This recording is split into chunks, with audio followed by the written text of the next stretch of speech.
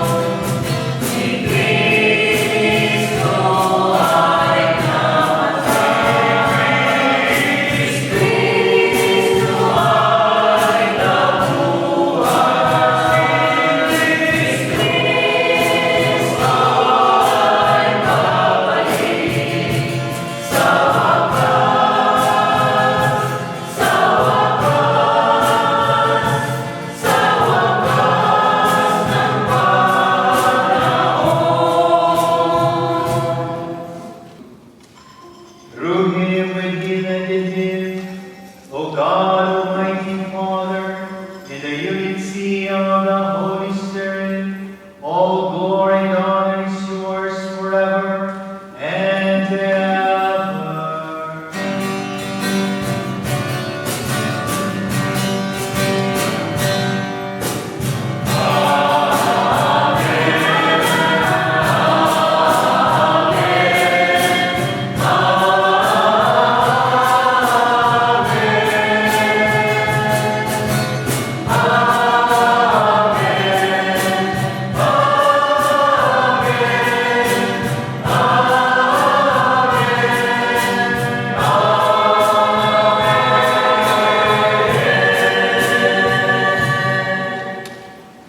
And we rise to offer the prayer.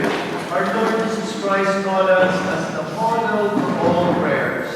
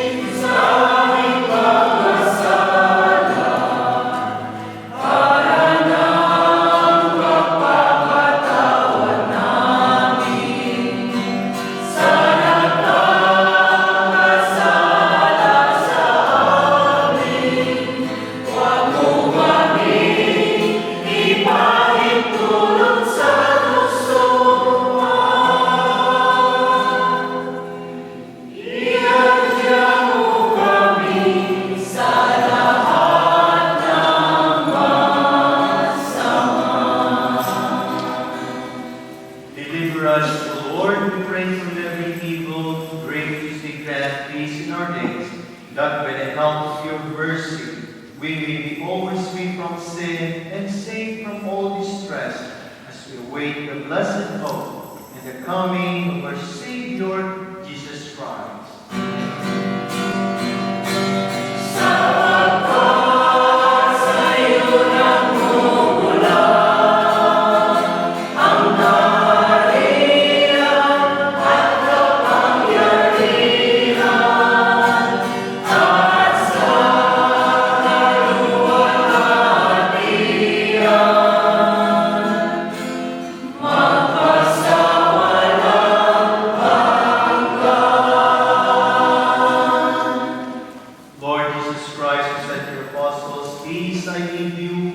Peace I give you, look not on our sins, but on the faith of your church, and graciously grant her peace and unity in accordance with your will, who live and reign forever and ever.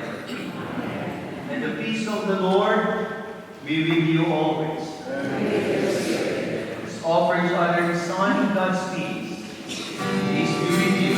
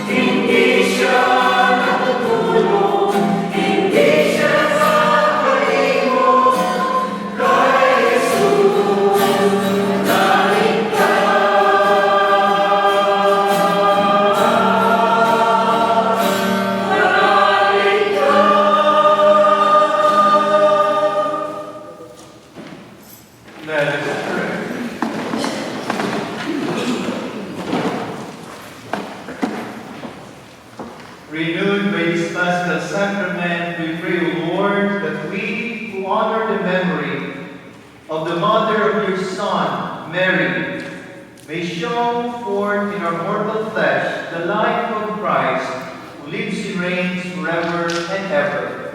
Amen. Before you extend the final blessing, thank you so much as well, our choir, Pangasinan,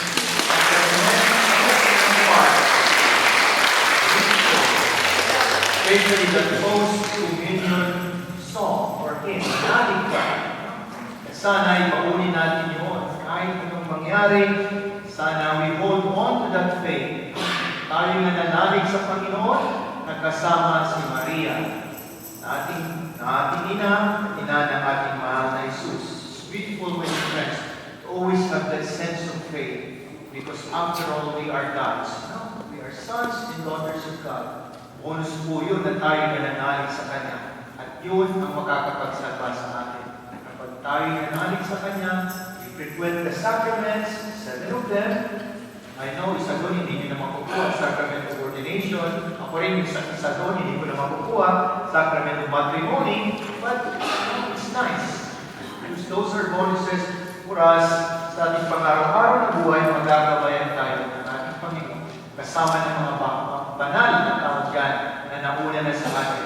All holy men and women of God, kasama si San Jose at si Maria. Thank you so much again, once again, to the province of Pangasinan Association of South Carolina, all gone to the beautiful and blessed devotion to Our Lady of the Most Holy Rosary of Manaoag. Later on, our President Ron Melendres, we're going to have his speech, and Thanksgiving speech, and welcome to the Community Center after our Mass. Each and every one of us are invited to the Community Center for our fellowship and reception and friendship.